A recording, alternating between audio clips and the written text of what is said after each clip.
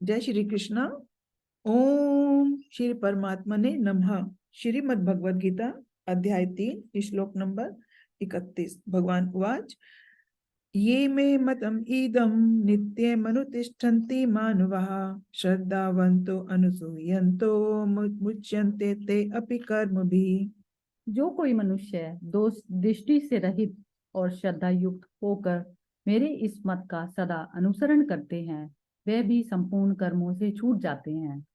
अब इसमें ये भगवान जो कृष्ण बता रहे हैं वो कह रहे हैं कि मेरे मत का अनुसरण करते हैं। अब मेरा मत क्या होता है, इसमें क्या था कि 30th जो श्लोक था उसमें भगवान ने बताया था कि आशा रहित, ममता रहित और संताप रहित होकर युद्ध कर। तो जब मनुष्य के चित्त की अवस्था बिल्कुल शांत हो जाती है तो उसका चित्त, आप समझिए कि उसका चित्त परमात्मा में स्थिर हो गया। तो अब वो स्थिर और शांति की दशा में जो है वो ठीक उसको समझ में आ जाता है कि अब मुझे क्या करना चाहिए और क्या नहीं करना चाहिए। तो जब वो उसका शांत चित्त की अवस्था में वो कोई भी डिसीजन लेता है करने के लिए तो वो संपूर्ण कर्मों से छूट जाता है। कि युद्ध करने के बाद भी अगर लोग मर रहे हैं तो मतलब वो उसके ऊपर वो दोषारोपण नहीं है कि इसने युद्ध करा तो ये अर्जुन के ऊपर उनकी मृत्यु का दोष लगेगा। हाँ, क्योंकि आप ये देखो ना कि जो शांत चित्त की जो अवस्था जो मनुष्य की उत्पन्न होती है वो बिल्कुल ही दोनों प्योर द्वंदात्मक स्थितियों से मुक्त होने के मुक्त बाद ही होती है। होती हाँ, है। जहाँ पर आसक्ति अपने अपना पराया ये सब कुछ चीजें जो मिट खत्म। जाती है इंसान की। हाँ, स्वार्थ नहीं रह जाता।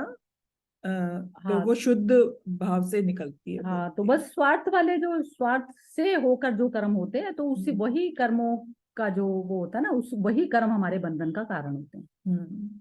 और ये अपने आप को हर वक्त जो भी काम कर रहे हैं, युद्ध तो एक बहुत बड़ी बात हो गई। कोई दिनचर्या में हम छोटा से छोटा काम भी कर रहे हैं, जो काम छोटा बड़ा नहीं होता, मतलब कोई भी काम कर रहे हैं उसमें हर वक्त हमें देखना है कि मेरा अपना स्वार्थ कितना है उसमें। तो कभी कभी हमें नजर नहीं आता, तो ये बहुत ही गहराई से आंकलन करने वाली बात है। बहुत सुपरफिशियली इसको जज नहीं कर सकते हम, है ना। बिल्कुल। ये त्वेदभ्य सूयन्तो नानुतिष्ठति मे मतम सर्वज्ञान विमूढ़ा स्तन्विद्धि नष्टान् चेतसः। परंतु जो मनुष्य मुझ में दोषारोपण करते हुए मेरे इस मत के अनुसार नहीं चलते हैं उन मूर्खों को तू संपूर्ण ज्ञानों में मोहित हुए और नष्ट हुए ही समझ। अब इसमें भगवान कृष्ण बोल रहे हैं कि दोषारोपण करते हुए, अब मुझ में दोषारोपण करते हुए मुझ में क्या हो गया। अब भगवान इसमें अपने लिए नहीं बात कर रहे कि जो ब्रह्म ने जो शरीर अभी इस समय पहना हुआ है कृष्ण का, तो उसके बारे में नहीं समर्पित होने की बात हो रही। इस पे यह बात हो रही है कि वो मुझ में दोषारोपण मतलब करते हुए ये कि वो शांति शांति तो उनको भी चाहिए, लेकिन वो शांति के लिए वो कह रहे हैं कि जैसे राग द्वेष आशा ममता सभी चीजें आपके उसमें रह रही है और आप ज्ञान ज्ञान भी आपको पूरा है कि क्या करना चाहिए नहीं क्या नहीं करना चाहिए, लेकिन फिर भी जो है मुझ में दोषारोपण मतलब चित्त की शांत अवस्था को समर्पित होकर फिर वो कर्म नहीं करना चाहते। तो वो उनको ज्ञान भी है तो सही कि अच्छे बुरे का सब ज्ञान है, लेकिन वो ज्ञान क्या है, वो सिर्फ खाली दिखावे का ज्ञान है। वो उन्होंने ज्ञान अपनाया हुआ ज्ञान नहीं है उनका। मतलब उस वो जिम्मेदारी वाली बात आ गई कि यहाँ पे कि अगर मैंने ये कर्म कर दिया तो ये मेरे को कर्म फल मिलेगा इसका।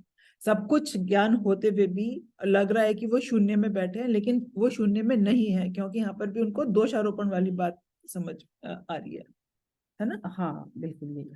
सदृष्टं चेष्टे स्वस्यः प्रकृति ज्ञानवान भी प्रकृतिम यान्ति भूतानि निग्रह किम करिष्यति। सभी प्राणी प्रकृति को प्राप्त होते हैं अर्थात अपने स्वभाव के परवश हुए कर्म करते हैं। ज्ञानवान भी अपनी प्रकृति के अनुसार चेष्टा करता है, फिर इसमें किसी का हट क्या करेगा। अब इसमें भी भगवान यही बता रहे हैं कि ये जो प्रकृति है, प्रकृति का जो पंच महाभूतों का जो ये शरीर बना हुआ है और मन और बुद्धि हो गई, तो ये सब प्रकृति के क्षेत्र में आ जाती हैं सारी चीजें। अब उसमें कह रहे हैं कि जो ज्ञानी भी है ना वह भी प्रकृति के अकॉर्डिंग ही प्रकृति उससे कर्म कराती करता, तो वह भी उसी से ही है।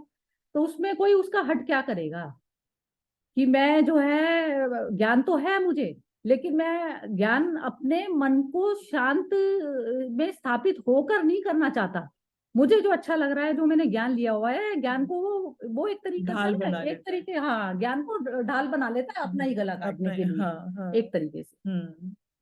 जो उसके अंदर की इच्छा है वो ज्ञान, उसको ज्ञान का सहारा लेके, ज्ञान को बैसाखी बना के वो करना चाह रहा है कि हाँ। मतलब मैं युद्ध नहीं करूंगा क्योंकि मेरे परि वो खड़े हुए हैं बड़े लोग और आचार्य, तो उस ज्ञान का कोई फायदा नहीं है यहाँ पर। ठीक है, जय श्री कृष्ण।